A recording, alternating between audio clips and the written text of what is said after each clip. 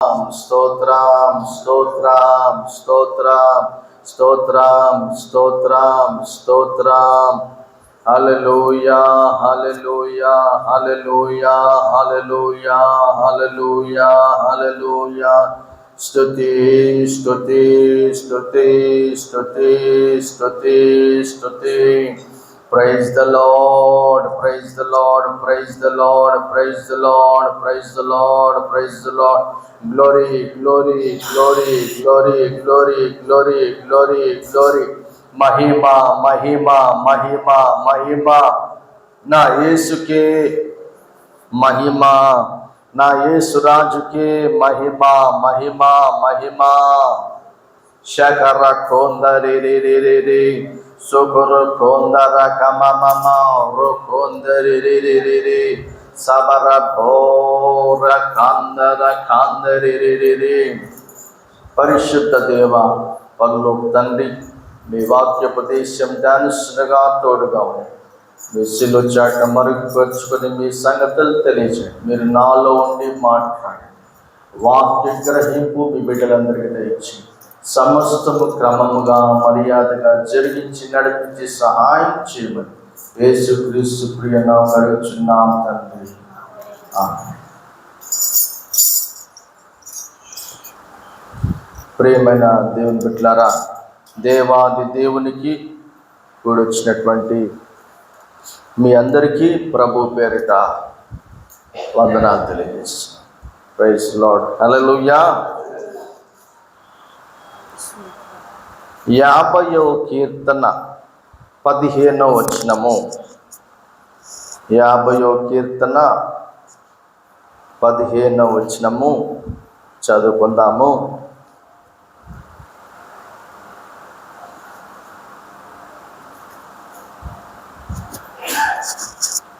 ఆపత్కాలమున నీవు నన్ను గూర్చి మొరపెట్టుము, నేను నిన్ను విడిపించెదను.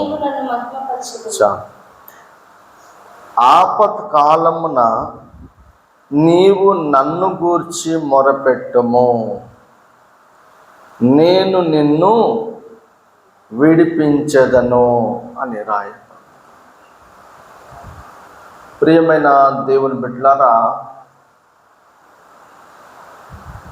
విడిపించబడుట,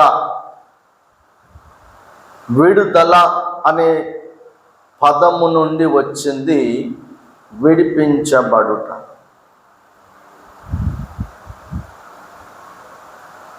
విడుదలకు వ్యతిరేక పదము బంధింపబడుట. బంధింపబడుట, దానికి వ్యతిరేక పదము విడిపింపబడుట. ఇక్కడ విడిపించదను అని రాయబడిందంటే నీవు బంధింపబడి ఉన్నావు అని అర్థం. అక్కడ అంటే నీ సమస్య నిన్ను ఏం చేస్తున్నది? నిన్ను బంధిస్తున్నది. నీ అనారోగ్యము, నీ బలహీనత, నీ శారీరక బలహీనత ఏమి చేస్తున్నది? నీపై ఎటువంటి ప్రభావితము చేస్తున్నది అంటే నిన్ను బంధిస్తున్నది. నీ సమస్యలు నిన్ను బంధిస్తున్నాయి. నీ ఆర్థిక సమస్యలు నిన్ను బంధిస్తున్నాయి. నీ అనారోగ్యం నిన్ను బంధిస్తున్నది. దుష్టశక్తి నిన్ను బంధిస్తున్నాయి. దురాత్మ శక్తులు నిన్ను బంధిస్తున్నాయి. నీ పని విజయవంతంగా కొనసాగింపబడకుండా బంధింపబడి ఉన్నావు. ఆ బంధింపబడినటువంటి సందర్భములో దేవుడు మనకిస్తున్న వాగ్దానం ఏంటిదంటే, ఆపత్కాలమున నీవు నన్ను గూర్చి మొరపెట్టుము, నేను నిన్ను విడిపించెదను. అంటే ఏంటిది? బంధింపబడ్డావు. దేవునికి మొరపెట్టినప్పుడు ఏమవుతున్నావు? విడిపింపబడు. నీవు దేవునికి మొరపెట్టకపోతే నీవు బంధింపబడినట్లే. నీ సమస్య నిన్ను బంధించింది, నీ అనారోగ్యం నిన్ను బంధించింది, నీ ఆర్థిక ఇబ్బందులు నిన్ను బంధించినాయి, నీ బలహీనతలు నిన్ను బంధించాయి. అందుకే నీకు అవసరమైన సమయము ఏంటిదంటే నీవు మొరపెడితేనే విడిపింపబడతావు, మొరపెట్టకపోతే బంధింపబడే ఉంటావు అని అర్థం. అక్కడ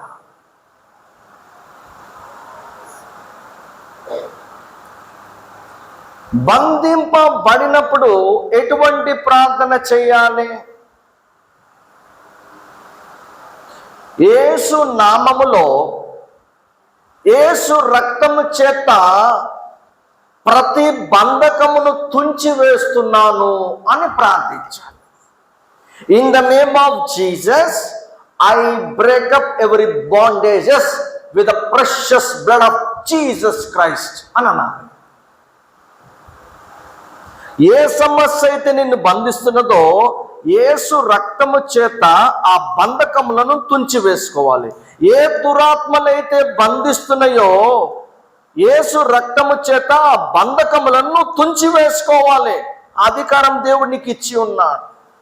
ఏ అనారోగ్యం అయితే నిన్ను బంధిస్తున్నదో యేసు రక్తము చేత, యేసు నామము చేత, యేసు రక్తము చేత నువ్వేం చేయాలి? ఆ అనారోగ్యము సాతానుడు పెట్టిన ఆ కట్లను యేసు రక్తము చేత తుంచివేయాలి. ఎటువంటి ప్రార్థన చేయాలి? యేసు నామమును ఉచ్చరించి యేసు రక్తము చేత బంధకములను తుంచివేసుకోవాలి. 91వ కీర్తన 15వ వచనము. 91వ కీర్తన 15వ వచనము. అతడు నాకు మొరపెట్టగా నేను అతనికి ఉత్తరం ఇచ్చేదను, శ్రమలో నేను అతనికి తోడై ఉండేదను. చాలు. అతడు నాకు మొరపెట్టగా నేను అతనికి ఉత్తరం ఇచ్చేదను. ప్రశ్న అనేది మన జీవితంలో ప్రతి దినము, ప్రతి క్షణం వస్తూనే ఉంది. మనకై మనము ప్రశ్నించుకోవద్దు అని ఎన్నిసార్లు అనుకున్నా కొన్ని విషయాల్లో తిరిగి మళ్ళీ అదే ప్రశ్న మనల్ని వెంటాడుతూనే ఉంటుంది. కాబట్టి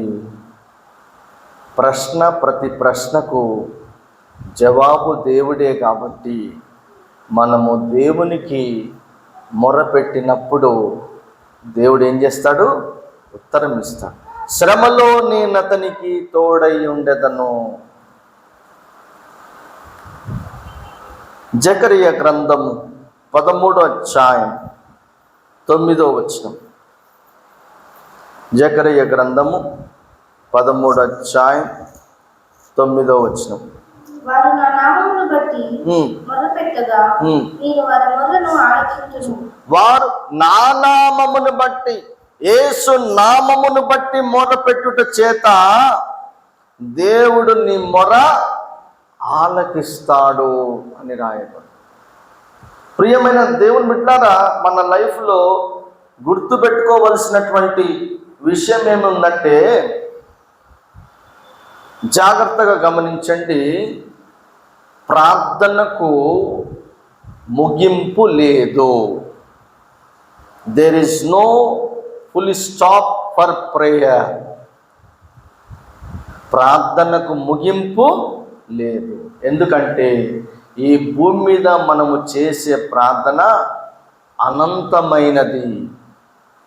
ప్రార్థనకు ముగింపు లేదు. ప్రార్థనకు రిటైర్మెంట్ అంటూ లేదు. గుర్తుపెట్టుకోవాలి.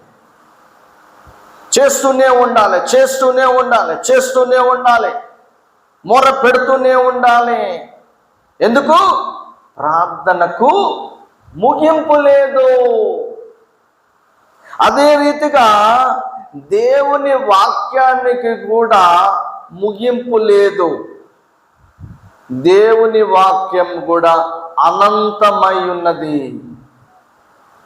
పరిశుద్ధ గ్రంథమైన బైబిల్ తప్ప మిగతా గ్రంథాలకు ఒక పరిమితి ఉన్నది. కానీ మన చేత పట్టుకున్న ఈ పరిశుద్ధ గ్రంథానికి ముగింపు లేదు, ఫుల్ స్టాప్ లేదు. ఇది అనంతమైనది. నువ్వు ఎంత చదువుతూ ఎంత ప్రార్థన చేస్తే నువ్వు అంత లోతుగా వెళ్ళిపోతావు. తెలియని మర్మములను, ఎవరికి ఎరగని మర్మములను దేవుడు నీకు బయలుపరుస్తాడు. కానీ విని ఎరగని దేవుడు నీకు బయలుపరుస్తాడు. కారణము, దీనికి ముగింపు లేదు. ప్రార్థనకు ముగింపు లేదు. దేవుని వాక్యానికి ఇహమందును పరమందును ముగింపు లేదు. ప్రార్థనకు ఎప్పుడు రిటైర్మెంట్ తీసుకోకండి దయచేసి. వాక్యము వినడము మంచిదే. కొన్నిసార్లు వయసు ఎక్కువ అయిన తర్వాత పరిశుద్ధ గ్రంథం చదవడానికి కన్నులు సహకరించి అప్పుడు కొంత ముగిస్తాం, కొద్దిగా ఆపుకుంటాం. వింటావు కానీ చదవడం కొంత మానుకుంటాం, ఎందుకంటే కంటికి కనబడదు, వయసు ఎక్కువైన పని. కానీ ప్రార్థనకు వయసుతో పని లేదు. నీలో ఊపిరి శ్వాస చివరి వరకు ముగించే వరకు చేయాలి ప్రార్థన. అది ఎడతెగక ప్రార్థన చేయుడి అని అన్నాడు పరిశుద్ధ గ్రంథంలో, బైబిల్లో. విసుకక ప్రార్థన చేయుడు అన్నాడు. చివరి శ్వాస వదిలి ప్రభు సన్నిధికి వెళ్ళేంత వరకు నువ్వు చెయ్యాలి. ఎందుకు? ప్రార్థనకు రిటైర్మెంట్ లేదు, ముగింపు లేదు.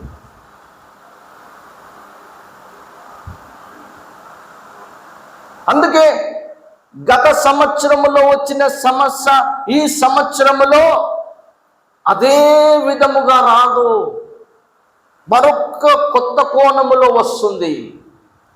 గత సంవత్సరములో వచ్చిన బలహీనతలు ఈ సంవత్సరంలో వస్తాయని గ్యారెంటీ లేదు. కొత్త కొత్త బలహీనతలు స్టార్ట్ అవుతాయి. రేపటి దినమున ఎటువంటి సమస్య మనం ఎదుర్కొంటామో, ఎటువంటి బలహీనత మనం ఎదుర్కొంటామో, ఆ బలహీనతను చూసి భయపడాలని నేను ప్రసంగించటం లేదు. కానీ ఒకటి మాత్రం నేను ఎరుగుదును, అదేదనగా ప్రార్థన పరిస్థితులను మారుస్తున్నది. పరిశుద్ధ గ్రంథము నాకు జ్ఞానోదయం కలుగజేస్తుంది. నేను ఎటువంటి ప్రార్థన చేయాలో చేయకూడదో పరిశుద్ధాత్మ దేవుడు నాకు బోధిస్తాడు. ఆ సందర్భాన్ని బట్టి నేను ప్రార్థిస్తూ విజయవంతంగా ముందుకెళ్తాను. ఆమేన్. కాబట్టి ప్రియమైన దేవుని బిడ్డలారా, యేసు నామమును బట్టి మొర పెట్టినప్పుడు ఆయన మన మొర ఆలకించు. ఇర్మియా గ్రంథము 33వ అధ్యాయం 3వ వచనం. ఇర్మియా గ్రంథం 33వ అధ్యాయం 3వ వచనం. నాకు మొరపెట్టుము, నేను నీకు ఉత్తరమిచ్చును. నీవు గ్రహింపలేని గొప్ప సంగతులను, గూఢమైన నీకు తెలియజేసేదని. నువ్వు ప్రార్థన చేసినప్పుడు, నీవు దేవునికి మొరపెట్టినప్పుడు ఒకటి దేవుడు జవాబిస్తాడు, మరొకటి నీవు గ్రహింపలేని, అంటే భౌతిక నేత్రములతో నువ్వు గ్రహించలేని గొప్ప సంగతులు, గూఢమైన సంగతులు, మరుగైయున్న మర్మములను పరిశుద్ధాత్మ దేవుడు నీకు బయలుపరుస్తాడు. హల్లెలూయా. ఎప్పుడు? నీవు మొరపెట్టడం మొదలుపెట్టినప్పుడు. గొప్ప సంగతులు, ఊహకందని సంగతులు దేవుడు నీకు తెలియజేస్తాడు. 9వ కీర్తన 12వ వచనము. 9వ కీర్తన 12వ వచనము.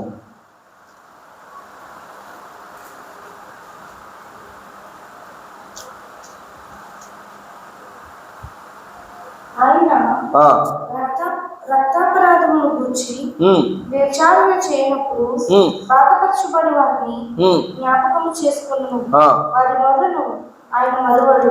వారి మొరను దేవుడు రక్తపరాధమును గూర్చి, తప్పు చేయకుండా దెబ్బలు తిని రక్తపాతము చేత బాధింపబడిన వారికి, తప్పు చేసి నువ్వు శిక్ష అనుభవిస్తే అది సరి అయిన న్యాయము. తప్పు చేయకుండా నీవు నేరము మోపబడితే దేవుడు ఏం చేస్తాడు?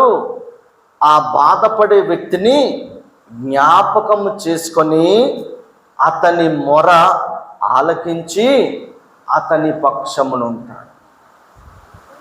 ఒక 5 మంది లేదా ఒక 6 మంది కలిసి అబద్ధం ఆడినరనుకో, ఆయన వాళ్ళ మాటనే వింటారు. కానీ ఒక వ్యక్తి న్యాయముగా మాట్లాడితే సమాజము వినిపించుకోదు. ఎందుకంటే ఆ 6 గొంతులే కరెక్ట్ అనుకుంటుంది, కానీ న్యాయంగా మాట్లాడి ఈ ఒక గొంతు అయిష్టంగా ఉంటుంది సమాజం. యేసుక్రీస్తు వారు ఏ నేరము చేశాడని పిలాతు అన్నప్పుడు అక్కడ ఉన్న అల్లరి ప్రజలు సిలువ వేయుడి, సిలువ వేయుడి, వారి కేకలే గెలిచినాయి. కానీ యేసయ్య యొక్క న్యాయం అక్కడ పని చేయకుండా అయిపోయింది. ఒక వ్యక్తి అయినా, ఇద్దరు వ్యక్తులైనా ఏది న్యాయమో అది వివేచించాలంటే పరిశుద్ధాత్మ ద్వారానే మనకు సాధ్యమవుతుంది.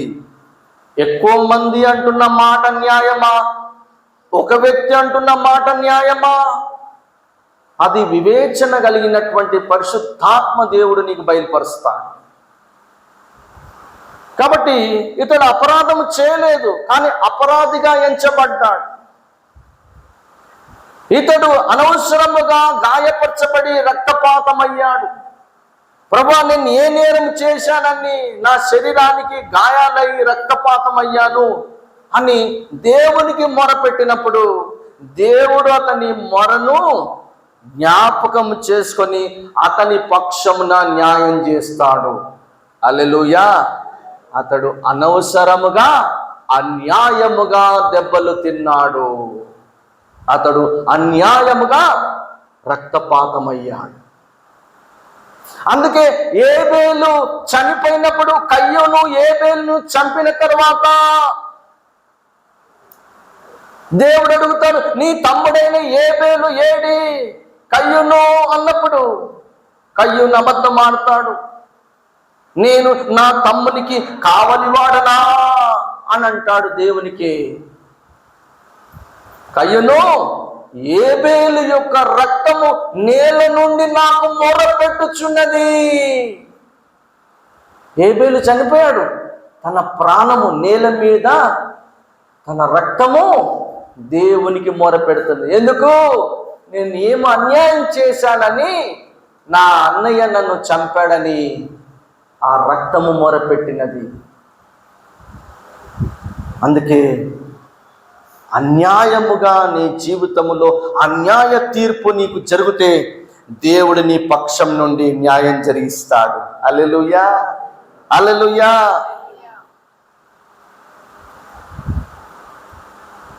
55వ కీర్తన 17వ వచనము.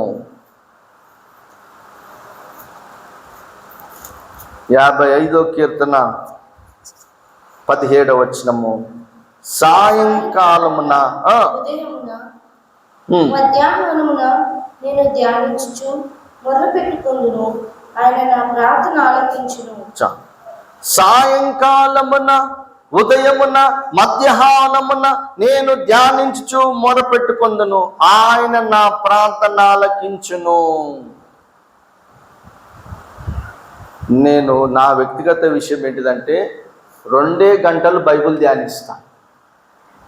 మిగతా సమయమంతా ప్రార్థనలోనే ఉంటుంది. 2 గంటలే బైబిల్ ధ్యానిస్తాను, మిగతా సమయమంతా ప్రార్థనలో ఉంటాను. ఇక్కడ సాయంకాలం అని మొదట రాయబడింది, తర్వాత ఉదయమని రాయబడింది, తర్వాత ముగింపు మాట మధ్యాహ్నం అని రాయబడింది. ఏంది ప్రస్తావన? ఉదయము, మధ్యాహ్నము, సాయంత్రం అని రాయబడాలి కదా. ఈ పరిశుద్ధ గ్రంథం ఏంది విచిత్రంగా మాట్లాడుతున్నది అంటే, యూదుల యొక్క క్యాలెండర్ ప్రకారము, వారి యొక్క సమయ పరిధి ప్రకారము సాయంత్రం 6 నుండి వారికి నూతన దినము. హల్లెలూయా. సాయంత్రం 6 నుండి వారికి క్రొత్త దినము మొదలవుతుంది. అందుకే సాయంత్రమున మన దేశానికి మనకు తగినటువంటి క్యాలెండర్ సమయము, క్రొత్త దినము ఎప్పుడు మొదలవుతుంది? మధ్యరాత్రి 12 తర్వాత. యూదులకు సాయంత్రం 6 నుండి మొదలవుతుంది నూతన దినము. అందుకే సాయంకాలమున దేవునికి మొరపెట్టాలి, మధ్యాహ్నమున మొరపెట్టాలి, ఉదయమున మొరపెట్టాలి, మధ్యాహ్నమున మొరపెట్టాలి. ఈ మాటను మనం తీసుకుంటే ఉదయమున మొరపెట్టము, మధ్యాహ్నము మొరపెట్టము దేవునికి, సాయంత్రము అంటే ఏంటిది? ఇక్కడ ప్రార్థనకు అంతు లేదు అని భావజాలము. చేస్తూనే ఉండాలి, చేస్తూనే ఉండాలి, చేస్తూనే ఉండాలి. నీవు ఆహారము తీసుకున్నది ఎలా జీవించగలవు? నీరు లేనిది నువ్వు బ్రతకలేవు, ఆహారం లేనిది నువ్వు బ్రతకలేవు. ఇది వాస్తవమే నీ శరీరానికి. అదే రీతిగా ప్రార్థన లేనిది, వాక్యానుసారమైనటువంటి జీవితము లేనిది క్రైస్తవ జీవితములో మనము విజయవంతంగా ముందుకెళ్ళలేము. ఎందుకంటే సాతానుడు సింపుల్గా మనల్ని ఫెయిల్ చేసేస్తాడు, సింపుల్గా. అందుకని సులువుగా చిక్కులు పెట్టు పాపములు అంటే సింపుల్గా వాడు మనల్ని చిక్కులు పెట్టేస్తాడు. దానికి విరుగుడు మంది ఏంటిదంటే ఎడతెగని ప్రార్థన. ఉదయకాలం ప్రార్థించు, సమయం దొరికితే మధ్యాహ్నం ప్రార్థించు, సాయంత్రం ప్రార్థించు. ఒకరోజు 10 నిమిషాలు దొరికింది, ప్రార్థించు. ఒకరోజు అరగంట సమయం దొరికింది, ప్రార్థించు. ఒకరోజు గంట సమయం దొరికింది, ప్రార్థించు సహోదరి. ఒకరోజు 3 గంటలు అలా సమయం దొరికింది, అవకాశం దొరికింది, ప్రార్థించు. ఈ ఫోను ఇందులో ఏది అవసరమో అదే చూడాలి. అనవసరమైన వాటిని చూసి కాలక్షేపము చేసుకొని ప్రార్థన ఆత్మ చల్లార్పుకోకండి. అవసరమే, ప్రతి వస్తువు అవసరమే, దానికి ఒక లిమిటేషన్ మెయింటైన్ చేయి. కానీ ప్రార్థనకు లిమిటేషన్ మెయింటైన్ చేయకు. Prayer is unlimited, word of God is unlimited. అంతే. అరే మొన్న నేను 8 గంటలు ప్రార్థన చేశాను కదా, ఈరోజు నేను ఎందుకు చేయాలి ప్రార్థన అనుకోకూడదు. మొన్న భోజనం చేశావు, మరి ఈరోజు భోజనం వద్దా, నీళ్ళు వద్దా, కావాలి కదా, అంతే. ఆపకూడదు, చేస్తూనే ఉండాలి. కాబట్టి మనము సమయం తక్కువ ఉన్నప్పుడు చెయ్యి, ప్రార్థించి ఒక హ్యాబిటైట్ అయిపో. నువ్వు ఏమని పిలువబడాలి సమాజంలో? క్రైస్తవ సమాజంలో ఒక సహోదరి ఎలా పిలువబడాలి? క్రైస్తవ సహోదరుడు, ఒక యవనస్తుడు, యవనస్తురాలు ఏ విధముగా నువ్వు పిలువబడాలి సమాజంలో తెలుసా నీకు? నాకు తెలిసింది ఒకటే, ప్రార్థించే సహోదరి అని పిలువబడాలి, ప్రార్థించే సహోదరుడు అని పిలువబడాలి, ప్రార్థించే యవనస్తుడు అని పిలువబడాలి, ప్రార్థించే యవనస్తురాలు అని పిలువబడాలి. ఇది కావాలి నీకు, ఇది చాలు మనకు. ఇంత సంపాదించింది, అంత సంపాదించింది, ఇన్ని కోట్లు సంపాదించింది. అరే అన్యుడు కూడా సంపాదిస్తున్నాడు కదమ్మా, అన్యుడు కూడా సంపాదిస్తున్నాడు, నీకంటే ఎక్కువనే సంపాదిస్తున్నాడు కదా. పాపాలు చేసినోడు కోట్లు సంపాదిస్తున్నాడు, పరిశుద్ధంగా ఉన్నోడు కూడా సంపాదిస్తున్నాడు. తేడా ఏంటి? పాపాలు చేసినోడు ఎక్కువ సంపాదించి ఏమంటున్నాడు? నేను ఎన్ని పాపాలు చేసినా దేవుడు క్షమిస్తున్నాడు, ఇంకా నన్ను దేవుడు దీవిస్తున్నాడు, ఇంకెక్కువ పాపాలు చేసి సంపాదించడానికి అంటున్నాడు. అతని ప్రార్థన ఆ విధము ఉన్నది. మరి నీ ప్రార్థన ఏ విధంగా ఉండాలి? నా ప్రార్థన ఏ విధంగా ఉండాలి? పరిశుద్ధ జీవితమైనటువంటి జీవితము జీవిస్తూ పరిశుద్ధాత్మ చేత నింపబడి నువ్వు ప్రార్థిస్తూ ముందుకెళ్ళాలి. అన్యాయసిరి మనకొద్దు, న్యాయసిరి కావాలి. సిరి అంటే ధనము, న్యాయమైన ధనము మనకు కావాలి. భూమి మీద అన్యాయమైన ధనము మనకు వద్దు. మనము కష్టపడిందే తీసుకుందాము. కష్టపడకుండా సుఖపడుతూ మోసం చేసే డబ్బు సొమ్ము మనకు అవసరం లేదు ఈ లోకములో. హల్లెలూయా. కాబట్టి న్యాయపరమైన జీవితం నీలో, నీ జీవితం న్యాయపరంగా కొనసాగింపబడాలంటే ఉదయమున ప్రార్థించు, మధ్యాహ్నము ప్రార్థించు, సాయంత్రము ప్రార్థించు.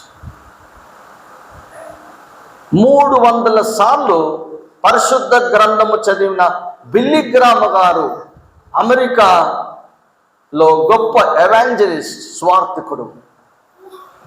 అతని దగ్గరకు వచ్చి ఒక సేవకుడు వచ్చి అడిగాడంట, అయ్యా నువ్వు ఇన్ని దేశాల్లో బహుబలంగా వాడబడుతున్నావు, కారణం ఏంటిది?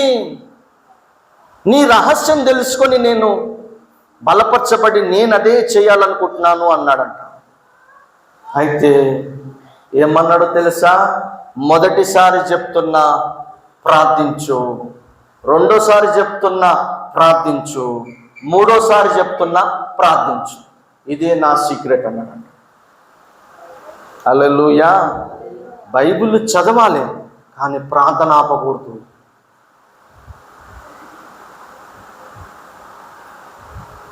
బైబిల్ చదివి ప్రార్థన చేత మనము వాక్యానుసారంగా మన ప్రార్థన జీవితాన్ని కొనసాగించుకోవాలి. 145 కీర్తన 18వ వచనం. 145 కీర్తన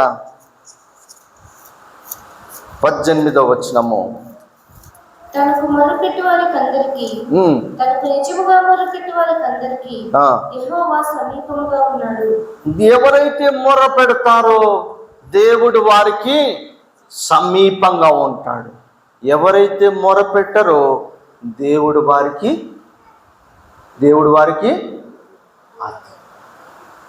దూరంగా ఉన్నట్లే. నువ్వు ప్రార్థిస్తే దేవుడు నీకు దగ్గరగా ఉంటాడు. నువ్వు ప్రార్థించకపోతే దేవుడు నీకు దూరంగా ఉంటాడు. కానీ ఆ సందర్భంలో నువ్వు ప్రార్థించకపోతే ఏది దగ్గర ఉంటుందో తెలుసా? సమస్యలు, అనారోగ్యం, ఆర్థిక ఇబ్బందులు, సాతానుడు, దురాత్మలు, దుష్టశక్తులు, ఇవన్నీ నిన్ను చుట్టుముట్టి నిన్ను బంధించేస్తాయి. కానీ నా దేవుడు, మన దేవుడు యేసయ్య మనము మొరపెట్టినప్పుడు మనకు సంపూర్ణ విడుదలిస్తాడు. హల్లెలూయా, హల్లెలూయా, హల్లెలూయా. 18వ కీర్తన, లూకా సువార్త 18వ అధ్యాయం 7-8 వచనాలు. లూకా సువార్త 18వ అధ్యాయం 7-8 వచనాలు. దేవుడు తాను ఏర్పరచుకున్న వారు దివారాత్రులు తన గురించి మొదలుపెట్టుకొచ్చుగా వారికి న్యాయము తీర్చురా. తీర్చు, ఆయన వారికి త్వరగా న్యాయం తీర్చును. వారి విషయమే కదా ఆయన దీర్ఘశాంతము చూపుచున్నాడని మీతో చెప్పుచున్నాడు. దేవుడు తాను ఏర్పరచుకొనిన వారు అంటే ఫలాని యవనస్తుడు దేవుని చేత ఏర్పరచబడ్డాడు, ఫలాని యవనస్తురాలు దేవుని చేత ఏర్పరచబడ్డది, ఫలాని సహోదరుడు సహోదరి దేవుని చేత ఏర్పరచబడ్డారు అనే వారికి ఏ అలవాటు ఉంటుంది? ఇప్పుడు దేవుడు నిన్ను ఏర్పరచుకున్నాడు అని మనుషులలో అంటా ఉంటా. అది బలమైన సాక్ష్యమా? బలహీనమైన. బలమైన సాక్ష్యము దేవుని చేతను పొందుకోవాలి. నీవు ఏర్పరచబడిన వ్యక్తి అని ఎలా నిర్ధారణ అవుతావు? ఎలా నిర్ధారణ అవుతుంది? దేవుని చేత నిర్ధారణ కావాలి, నువ్వు దేవుని చేత ఏర్పరచబడ్డావని. From gods you get the witness that you are chosen one. How it could be possible that you are chosen one for God? The person who prays day and night, he is the person who is chosen by God. ఎవరైతే దివారాత్రులు ప్రార్థిస్తారో, దివారాత్రుల యొక్క ప్రార్థన అనుభవం కలిగి ఉంటారో వారే దేవుని చేత ఏర్పరచబడిన యవనస్తురాలు, ఏర్పరచబడిన యవనస్తుడు, ఏర్పరచబడిన సహోదరుడు, ఏర్పరచబడిన సహోదరి. హల్లెలూయా. సో ఏర్పరచబడిన వారి యొక్క నడక పడక ఎలా ఉంటది? దివారాత్రులు ప్రార్థించే అనుభవం కలిగి ఉంటారు. హల్లెలూయా. ప్రొద్దున ప్రార్థన చేశాను, ఇక సాయంత్రం నా వల్ల కాదు అన్నారు. పొద్దున చేస్తారు, సాయంత్రం సమయం దొరికితే సాయంత్రం. ఒకవేళ పొద్దున సాయంత్రం బిజీ అయ్యాం, రాత్రి 11 అవుతుంది, పడుకునే టైం వస్తుంది, అమ్మో నేను ప్రార్థన చేయని నిద్రపోనని మళ్ళీ 1 గంట 2 గంటలు ప్రార్థన చేసి పడుకుంటాను.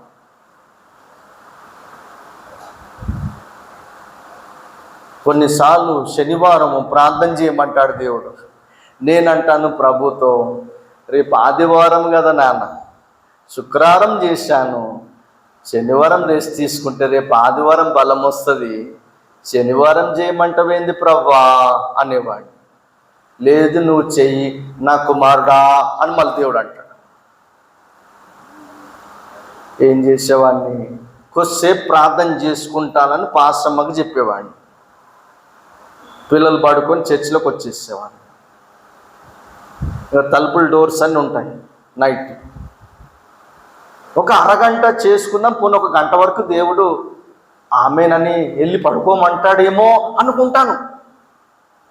ఆ గంట కాదు, 10:30కు మొదలు పెడితే 4 అయిపోయింది నా ప్రార్థన. ఇది చేయి, ఆ అంశం చేయి అంటాడు, అది అయిపోగానే దీని గురించి అంటాడు, ఇది అయిపోగానే దాని గురించి ఏమంటాడు. అయ్యో 4 అవుతుంది. ఇంకా 6 గంటలకు మనకు ఉదయకాల ప్రార్థన, 2 గంటలు రెడీ కావడానికి ఒక 1 అవర్ అనుకోండి, 1 గంట నేను నిద్ర అలా వాళ్తాను. మళ్ళీ అలారం శబ్దం వినగానే తిరిగి లేచి మళ్ళీ రెడీ అయ్యి వచ్చేస్తాను. అందుకే చెప్తున్నాను, ప్రార్థనకు ముగింపు లేదు. ఎడతేకొచ్చి ఎందుకు? నీవు దేవుని చేత ఎన్నుకోబడ్డావు ప్రియ సహోదరుడా, సహోదరి, యవన బిడ్డ, యవనస్తురాలు. దేవుని చేత ఎన్నుకోబడిన నీవు దివారాత్రులు ప్రార్థించే అనుభవంలోకి వెళ్ళు. విజయవంతంగా నీ జీవితాన్ని కొనసాగించి చీకటి చేత, బంధకముల చేత పీడింపబడి బంధింపబడుతున్న సమాజాన్ని మనమే రక్షించాలి. ప్రార్థించి వారికి విడుదల కలుగజేసి ప్రభు వైపు తిప్పి రక్షణలోకి నడిపించే బాధ్యత నీకు నాకు దేవుడు ఇచ్చాడు. ఎందుకంటే నీవు ఎన్నుకోబడిన వ్యక్తివై ఉన్నావు. సాధారణమైన ప్రార్థన సరిపోదు, అసాధారణమైన ప్రార్థనలో నీవు కొనసాగింపబడాలంటే you are the chosen one. నువ్వు ఎన్నుకోబడిన దానివి, ఎన్నుకోబడిన వారివి. కాబట్టి నీకు ఒక బాధ్యత బరువున్నది. నీకు మిగతా వారికి ఎంతో వ్యత్యాసం ఉన్నది. ఎందుకంటే దేవుడు నిన్ను ఎన్నుకున్నాడు. ఎన్నుకోబడిన వారి యొక్క పద్ధతి వేరు, వారి జీవిత విధానము వేరు, వారి నడక వేరు, వారి పడక వేరు. ఏంటిదది అంటే దివారాత్రులు ప్రార్థించే అనుభవం వారికి ఉన్నది. హల్లెలూయా, హల్లెలూయా. నిర్గమకాండము 3వ అధ్యాయం 7వ వచనం. నిర్గమకాండము 3వ అధ్యాయం 7వ వచనము. మరియు యెహోవా ఇట్లనెను, నేను ఐగుప్తులోనున్న నా ప్రజల బాధను నిశ్చయంగా చూచితిని. పనులలో తమను కష్టపెట్టి వారిని బట్టి వారు పెట్టిన మొరలు వింటిని, వారి దుఃఖములు నాకు తెలిసే ఉన్నవి. చాలండి. ఇక్కడ ఇజ్రాయేల్ ప్రజలు హింసింపబడుతున్నారు, కొరడాల చేత కొట్టబడుతున్నారు. ఎంత పని చేసినా ఇంకా డబల్ పని చేయిస్తూనే ఉన్నారు. బరువులు గాక ఎత్తే బరువులు గాక మరీ ఎక్కువైనటువంటి భరించలేని బరువులు మోపిస్తూ చిత్రహింసలు పెడుతున్నారు ఐగుప్తులు ఇజ్రాయేల్ పట్ల. ప్రభా మీరు చూస్తున్నారు కదా, ప్రభా మీరు ఎంత హింసిస్తున్నారో మీరు చూస్తున్నారు కదా అని దేవునికి మొరపెట్టారు. దేవుడు వారి మొరను ఆలకించాడు. వారి దుఃఖములు దేవునికి తెలిసి ఉన్నది. ఒక భక్తుడు ఏమన్నాడంటే, మనము త్రాగే నీటి చుక్క ముఖ్యమై ఉన్నది అన్నాడు. మనం త్రాగే నీటి చుక్క ఇంపార్టెంట్ అని చెప్పింది, ముఖ్యమైన. అదే రీతిగా మనము ప్రార్థించినప్పుడు మన కంటిలో నుండి వచ్చే బాష్ప బిందువు చుక్క అది కూడా ముఖ్యమై ఉన్నది. త్రాగే నీరు, స్వచ్ఛమైన నీరులో ఒక చుక్క ఎంత ముఖ్యమై ఉన్నదో, మన కంటి నుండి ప్రార్థన చేసినప్పుడు కంటి నుండి వచ్చే ఆ బాష్ప బిందు ఒక్క చుక్క కూడా చాలా ముఖ్యమైనది, విలువైనది అన్నాడు. అందుకే రోధించు స్త్రీలను కనుగొనుడి, ప్రార్థించే సహోదరులను కనుగొనాలి. కనుగొని వారితో సాహసం చేయాలి, చక్కగా ప్రార్థన చేసే అలవాటు చేసుకోవాలి. మన పని మనం ఎట్లా చేసుకుంటామో మన ప్రార్థన మనం చేసుకునే అలవాటుకి వెళ్ళిపోవాలి. ఇక ప్రార్థించే వారితో చక్కగా మనము సహవాసం చేస్తూ ఒకరినొకరు బలపరుచుకుంటూ ముందుకెళ్ళాలి.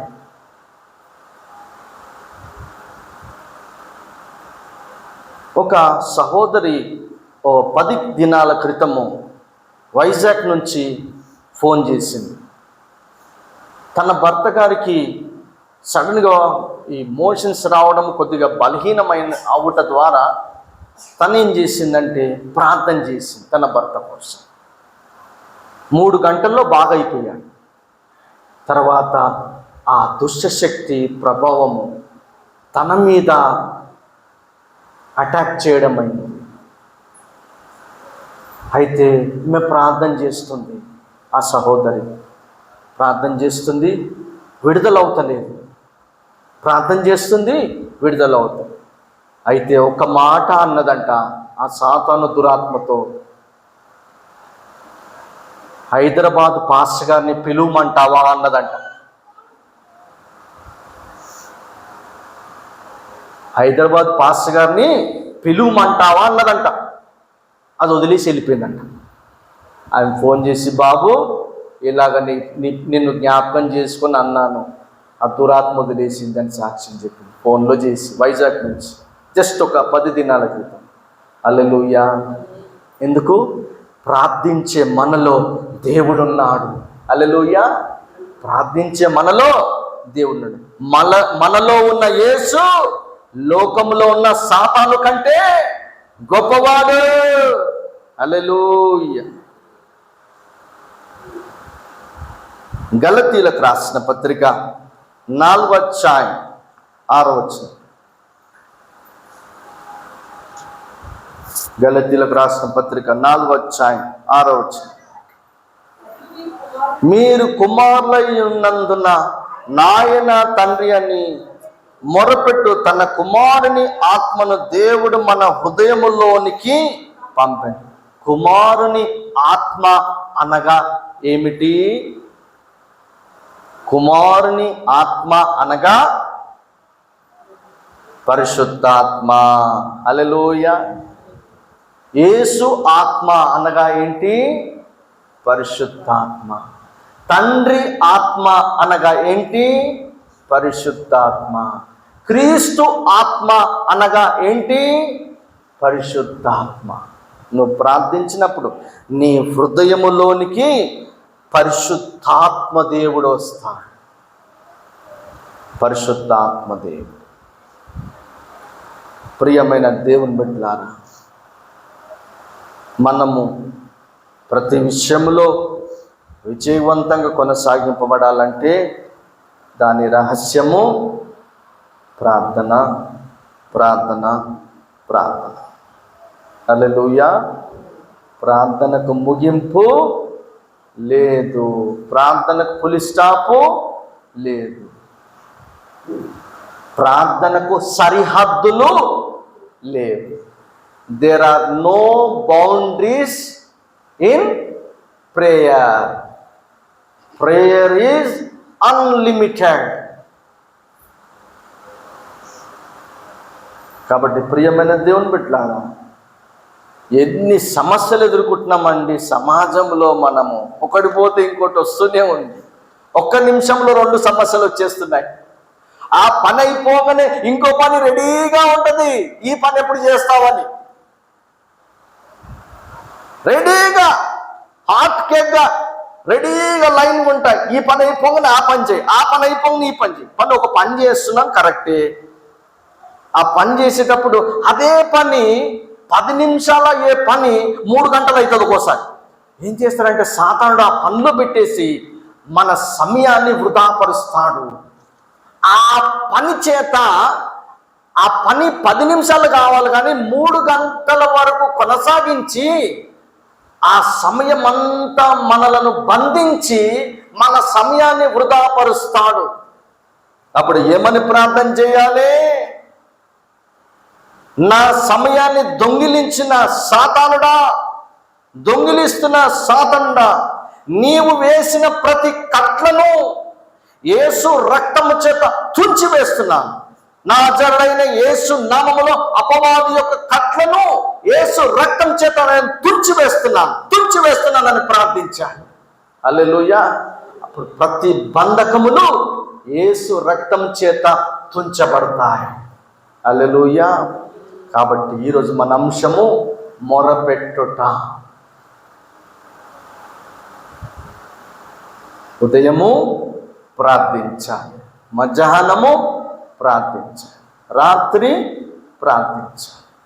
వీలైతే కొన్ని సందర్భాలలో మధ్యరాత్రి కూడా ప్రార్థించే అలవాట్లోకి వెళ్ళాలి, సిద్ధపడి కూడా ఉండాలి. కొన్ని సందర్భాలు దేవుడు తన మాటను దీవించునుగాక. ఆమేన్.